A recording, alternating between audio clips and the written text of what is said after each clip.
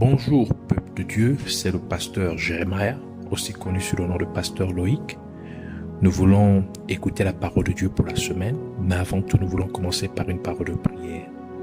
Alors en signe de révérence à notre Père Céleste, à notre Dieu, baissons nos têtes et prions ensemble.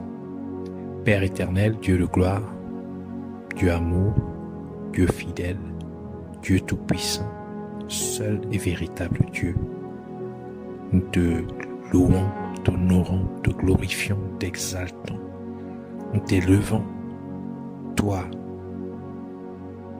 le Dieu véritable, toi le Dieu créateur, toi Seigneur qui nous as tant aimés, que tu t'es donné en sacrifice pour nous, en venant Seigneur, par ton Fils Jésus-Christ, à mourir à la croix de Golgotha, afin que nous ne puissions pas périr, mais que nous puissions avoir la vie éternelle. C'est pourquoi nous t'élevons et nous te glorifions, nous t'exaltons. Au nom de Jésus-Christ, nous humilions devant toi. Nous implorons ta compassion, ta miséricorde. Nous prions que tu nous pardonnes pour tout ce que nous avons pu faire, dire, penser, qui ne t'a pas honoré, une forme de désobéissance à l'égard de ta parole, à l'égard de tes instructions. Pardonne-nous. Lave-nous par le sang, Seigneur, mon Dieu, Père de ton Fils Jésus-Christ, que tu nous sanctifies et que tu nous amènes à être consacrés, Seigneur, entièrement à toi, corps, âme et esprit, que nos pensées soient totalement consacrées à toi au nom de Jésus-Christ. Nous prenons autorité, nous levons contre tout esprit qui nous glorifie pour le nom de Jésus-Christ. L'esprit qui s'élève contre la connaissance de la vérité, nous vous lions, nous vous chassons dans les gouttes de l'enfer au nom de Jésus-Christ et nous proclamons que Jésus-Christ est Seigneur, la gloire de Dieu le Père. Amen. Alors nous voulons prendre notre lecture dans le livre de Exode, Exode chapitre 9, versets 8 à 12. Alors, nous lisons la parole de Dieu dans le livre de Exode chapitre 9, versets 8 à 12 au nom de Jésus-Christ. L'Éternel dit à Moïse et à Aaron, remplissez vos mains de cendre de fournaise, et que Moïse la jette vers le ciel, sous les yeux de Pharaon. Elle deviendra une poussière qui couvrira tout le pays d'Égypte, et elle produira dans tout le pays d'Égypte, sur les hommes et sur les animaux, des ulcères formés par une éruption de pustules. Ils prirent de la cendre de fournaise et se présentèrent devant Pharaon. Moïse la jeta vers le ciel et elle produisit sur les hommes et sur les animaux des ulcères formés par une éruption de pustules. Les magiciens ne purent paraître devant Moïse à cause des ulcères, car les ulcères étaient sur les magiciens comme sur les Égyptiens, comme sur tous les Égyptiens. L'Éternel endurcit le cœur de Pharaon, et Pharaon n'écouta point Moïse et Aaron selon ce que l'Éternel avait dit à Moïse. Que le Seigneur bénisse sa parole, qu'elle vienne pleine de gloire, de révélation, de vie et de grâce au nom de Jésus-Christ. Amen. Alors nous voulons continuer dans notre thème principal, laisse mon peuple partir. Alors la semaine dernière nous avons parlé de neutraliser les dieux égyptiens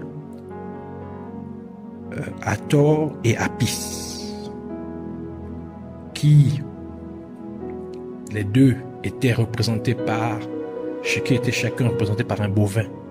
Hathor était représenté par une vache et Apis était représenté par un bœuf ou un buffle. Et c'est pourquoi Dieu a envoyé une plaie contre les animaux des Égyptiens. Et cela a porté la mort contre les animaux des Égyptiens. Aujourd'hui, le Seigneur veut nous entretenir sur neutraliser la déesse égyptienne Isis.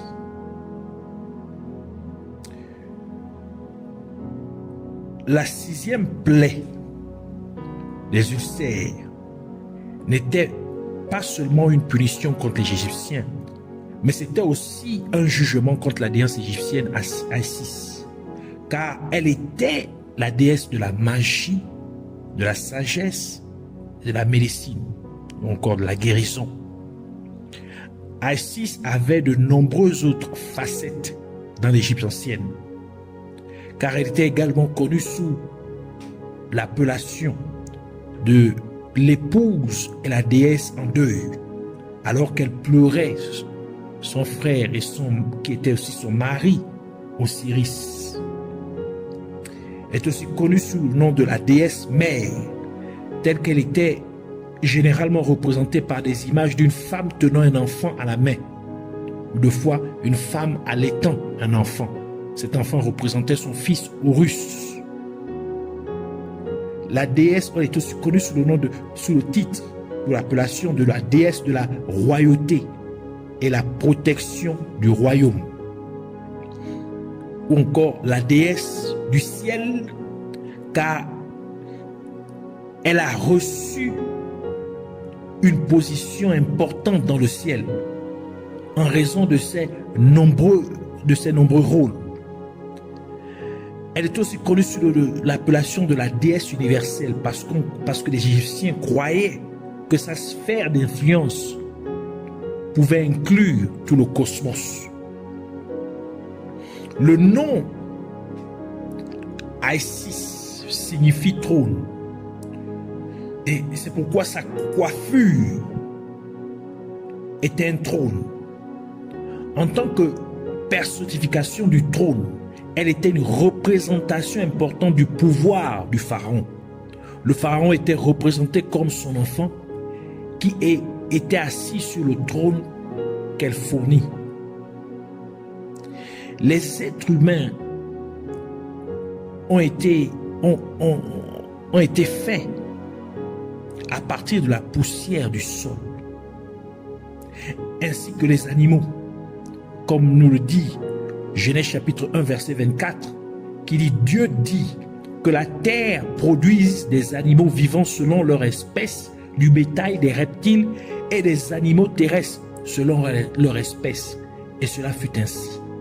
Genèse chapitre 2 verset 7 ajoute: L'Éternel Dieu forma l'homme de la poussière de la terre. Il souffla dans ses narines un souffle de vie et l'homme devint un être vivant. Et le sol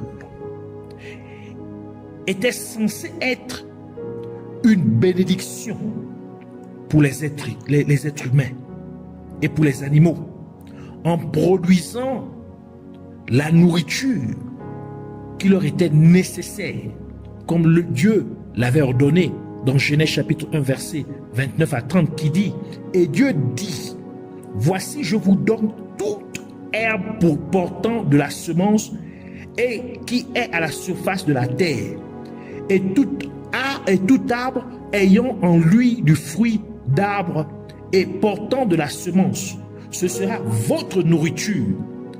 À tout animal de la terre, à tout oiseau du ciel et à tout ce qui se meut sur la terre, ayant en soi un souffle de vie, je donne toute herbe verte pour nourriture. Et cela fut ainsi. Donc, la terre est censée être une bénédiction pour l'être humain, ou était censée être une bénédiction pour l'être humain, en produisant la nourriture dont il a besoin, mais aussi en étant le lieu où l'être humain devrait demeurer. Mais parce que chaque fois que les êtres humains pêchent contre Dieu, cela entraîne des résultats malheureux et en conséquence la terre devient une malédiction pour les êtres humains. C'est ce qui arriva à Adam et Ève quand ils péchèrent contre Dieu, car la terre commença à produire des épines et des chardons, comme le dit Genèse chapitre 3 verset 17 à 18, qui dit: Il dit à l'homme, c'est Dieu qui parle. Puisque tu as écouté la voix de ta femme et que tu as mangé de l'arbre au sujet duquel je t'avais donné cet ordre, tu n'en mangeras point. Le sol sera maudit à cause de toi. C'est à force de peine que tu en tireras ta nourriture tous les jours de ta vie. Il te produira des épines et des ronces, et tu mangeras de l'herbe des champs. Donc nous voyons bien que à l'issue du péché d'Adam et Ève, la terre a été maudite et la terre a commencé à être une malédiction pour l'être humain. Or, ce n'était pas le cas au commencement, lorsque Dieu avait tout créé. Et des choses similaires se sont produites lorsque le peuple de Canaan pécha contre Dieu. Et il fut chassé du pays de Canaan. C'est pourquoi Dieu dit au peuple d'Israël dans Deutéronome chapitre 9 verset 4, il dit, lorsque l'Éternel ton Dieu les chassera devant toi, ne dis pas en ton cœur, c'est à cause de ma justice que l'Éternel me fait entrer en possession de ce pays, car c'est à cause de la méchanceté de ces nations que l'Éternel les chasse devant toi. Donc la terre ne voulait plus contenir le peuple de Canaan. C'est pourquoi il fut chassé, détruit et remplacé par le peuple d'Israël. Cela s'est aussi produit lorsque le peuple d'Israël a péché contre Dieu. Et en conséquence, il fut déporté du pays d'Israël en esclavage dans le pays de Babylone.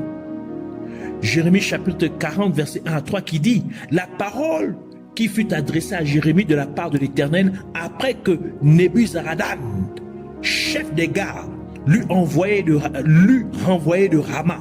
Quand il le fit chercher, Jérémie était lié de chaînes parmi tous les captifs de Jérusalem et de Juda qu'on emmenait à Babylone. Le chef des gardes envoya Jérémie chercher et lui dit, l'Éternel ton Dieu a annoncé ses malheurs contre ce lieu. L'Éternel a fait venir et a exécuté ce qu'il avait dit. Et ces choses vous sont arrivées parce que vous avez péché contre l'Éternel et vous n'avez pas écouté sa voix. Donc exactement ce que le prophète Jérémie avait prophétisé contre le peuple d'Israël à cause de leur désobéissance, en disant que le roi Nabuchodonosor viendra et va déporter toute la nation de Juda vers Babylone. Et cela fut exécuté. Cela arriva exactement comme le prophète Jérémie l'avait prophétisé. Parce que le peuple d'Israël, c'est-à-dire le peuple juif, avait péché contre Dieu. Donc la terre d'Israël, la terre de Juda ne pouvait, est devenue une malédiction, donc a refoulé le peuple juif, la nation de Juda. En effet, nous pouvons voir que quand les êtres humains pêchent contre Dieu, le pays où ils vivent devient une malédiction pour eux. Cela explique la raison pour laquelle Dieu dit à Moïse de prendre les cendres qui devinrent poussière. Et ensuite, cela a provoqué des ulcères sur les Égyptiens. C'était une façon de rappeler aux Égyptiens et à toutes les nations de la terre qu'ils sont des êtres humains créés par Dieu à partir de la poussière de la terre et qu'ils doivent donc adorer et honorer le seul et véritable Dieu Yahweh, qui est leur créateur, qui est le créateur de toutes choses. Et s'ils échouent à le faire, alors le pays d'où Dieu, la terre, d'où Dieu les a pris, deviendrait une malédiction pour eux. Et encore, en utilisant la poussière pour punir les Égyptiens, Dieu Yahweh rappelait aux Égyptiens qu'ils ne sont que poussière et cendre.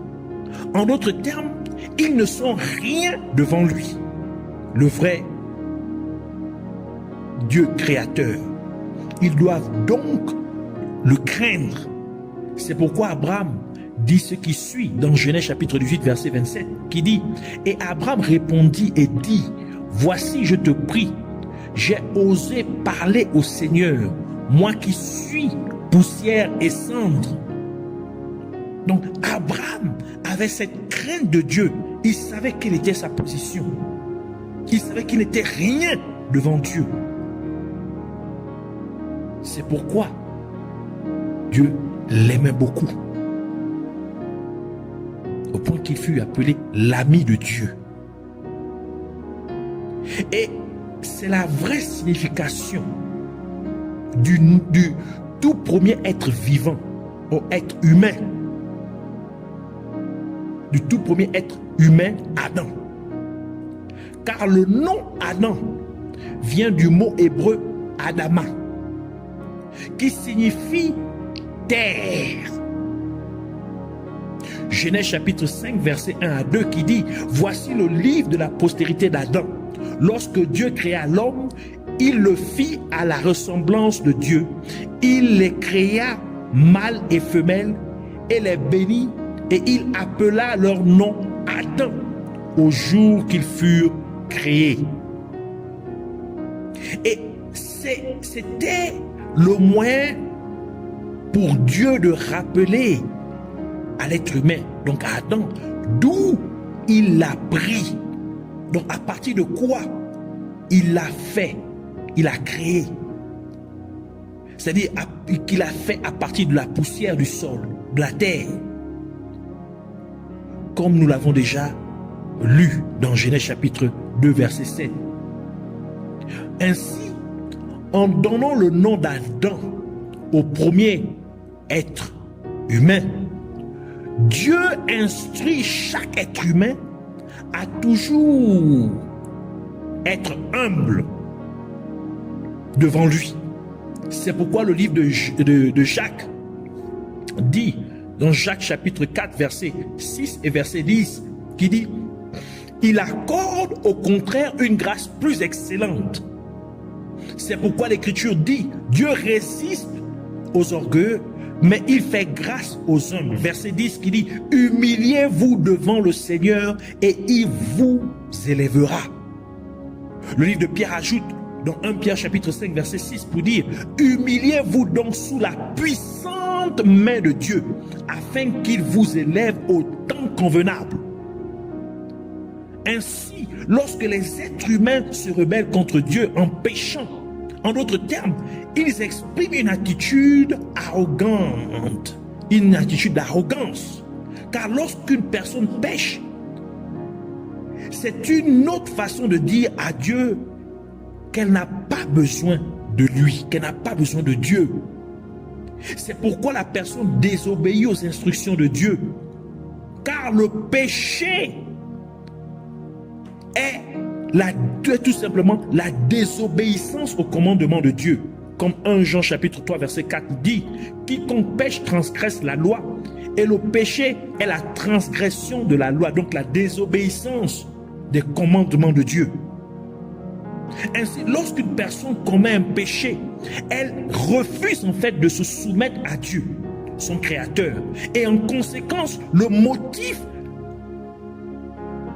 à partir duquel Dieu l'a fait, ou le biais par lequel Dieu l'a fait, se retournerait maintenant contre une telle personne, afin de rappeler à cette personne d'où Dieu l'a pris. Par là, Dieu enseignerait à la personne qu'elle doit être et demeurer toujours humble devant son Créateur, devant Dieu. Et cela explique pourquoi Dieu a utilisé les cendres qui devinrent poussière, et que la poussière provoqua des ulcères sur les Égyptiens, car les cendres sont un symbole d'humiliation, un symbole de deuil. Et c'est pourquoi Job s'assied sur des cendres lorsque Satan le frappa avec des ulcères douloureux sur tout son corps.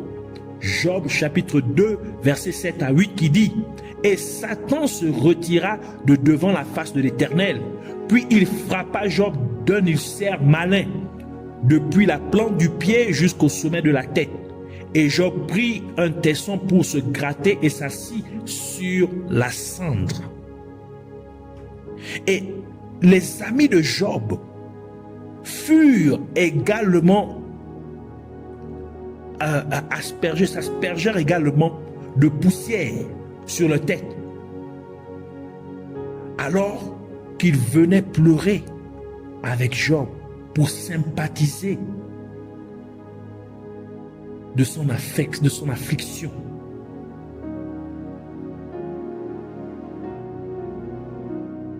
Job chapitre 2 verset 11 à 12 qui dit: et il dit, 3 amis de Job, Eliphaz de Théman, Bilal de Chouak et Zophar de Naama, apprirent tous les malheurs qui lui étaient arrivés.